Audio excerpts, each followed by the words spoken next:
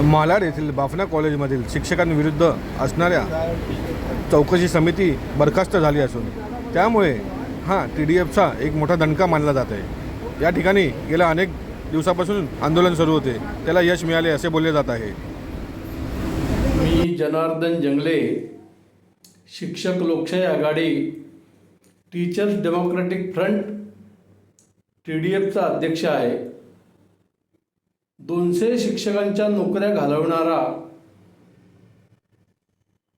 शासनाचा पुरस्कारित रमाकांत पांडेला शासनाने शिक्षकांच्या चौकशी समितीवर जज म्हणून काम करण्यास 2018 पासून बंदी केलेली आहे।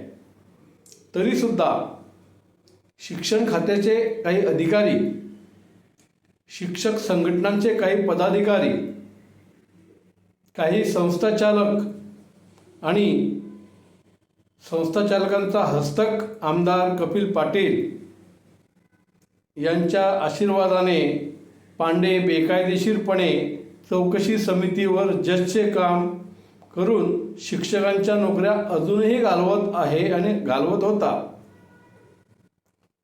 त्यामुळे मालाडच्या बाफना ज्युनियर कॉलेजमध्ये एका शिक्षकाच्या चौकशीचे सभेत आज रमाकांत पांडे येणार होता।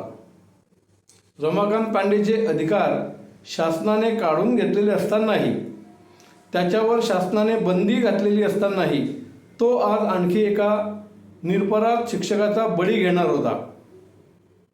म्हणून TDFने शासनाला, जनसेवा समिती संस्थेला आणि पोलिसांना नोटीस देऊन होणारा जो काही गुन्हेगारी कृत्य आहे ते रोखावे आणि पांडेला चौकशी समितीच्या सभेला येण्यापासून परावृत्त करावे, अन्यथा TDFतर्फे आंदोलन करण्यात येईल असा इशारा TDFचे अध्यक्ष म्हणून मी दिला होता। तथापि TDFचा इशारा त्यांनी जुमानला नाही। त्यामुळे पांडेला रोखण्यासाठी आम्ही आज बाफना कॉलेजसमोर आंदोलन करण्यासाठी गेलो होतो। तेव्हा कॉलेजच्या परिसरात शेकडो पोलीस गणवेशात, विदाऊट गणवेशात त्या ठिकाणी उभे होते। सबंध परिसर पोलिसांच्या गाड्यांनी वेढलेला होता। कॉलेजचा परिसर आंदोलन करण्यापूर्वीच आम्हाला पोलिसांनी ताब्यात घेतले।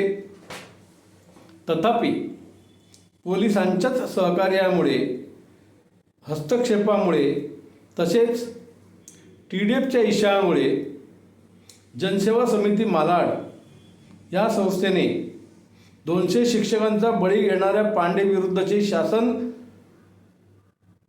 आदेशांची खातरजमा केली आणि चौकशी समितीचे कामकाज जनसेवा समितीचे निमंत्रकांनी बरखास्त केले।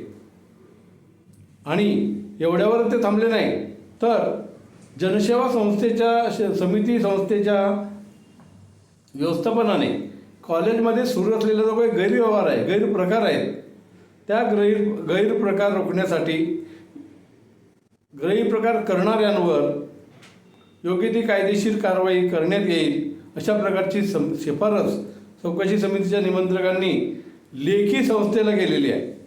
हा शिक्षकांच्या हितासाठी प्रामाणिकपणे कार्य करणाऱ्या TDFचा मोठा विजय आहे। तर शिक्षकांचे विरुद्ध कटकारस्थान षडयंत्र रचणाऱ्या बाफना कॉलेजच्या प्राचार्य दीपा शर्मा आणि त्यांना साथ देणारे कॉलेजचे, ज्युनियर कॉलेजचे शिक्षक सेना, शिक्षक भारती या संघटनांचे पदाधिकारी तसेच शिक्षण व शिक्षक विरोधी कारवाया करणारा संस्थाचालकांचा हस्तक आमदार कपिल पाटील यांना मोठी चपराक बसली आहे। तेव्हा मुंबईतील सर्व स्तरातील शिक्षकांनी कोणत्याही अन्य अत्याचाराला बळी न पडता TDFशी संपर्क साधावा, निर्भयपणे अध्यापनाचे कार्य करून नवी पिढी घडवावी। शिक्षकांनी स्वतः TDFची फी भरून जोडून घ्यावे, कारण सर्वत्र फुकटचा पेव फुटलेला आहे आणि फुकटमुळेच सर्व सत्यानाश झालेला आहे. तरी TDFच्या नेतृत्वात शिक्षकांनी संघटित व्हावे असे आवाहन मी जनार्दन जंगले मुंबईतील शिक्षक शिक्षकेतरांना करीत आहे. जय हिंद, जय TDF.